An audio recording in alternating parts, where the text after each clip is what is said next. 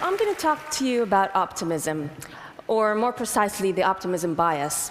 It's a cognitive illusion that we've been studying in my lab for the past few years, and 80% of us have it. It's our tendency to overestimate our likelihood of experiencing good events in our lives and underestimate our likelihood of experiencing bad events. So we underestimate our likelihood of suffering from cancer, being in a car accident. We overestimate our longevity, our career prospects.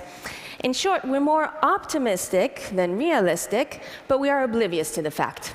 And this is a really important point, because we're optimistic about ourselves, we're optimistic about our kids, we're optimistic about our families, but we're not so optimistic about the guy sitting next to us. And we're somewhat pessimistic about the fate of our fellow citizens and the fate of our country. But private optimism about our own personal future remains persistent. And it doesn't mean that we think things will just magically turn out okay, but rather that we have the unique ability to make it so. Now, I'm a scientist, I do experiments. So to show you what I mean, I'm going to do an experiment here with you, okay?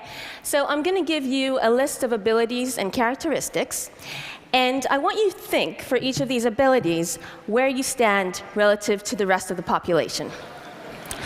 The first one is getting along well with others. Who here believes they're at the bottom 25%? Okay, that's about 10 people out of 1,500, I think.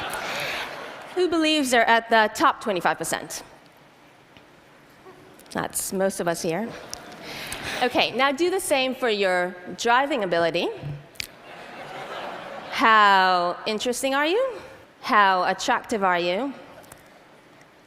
How honest are you? And finally, how modest are you? So most of us put ourselves above average on most of these abilities. Now, this is statistically impossible. We can't all be better than everyone else.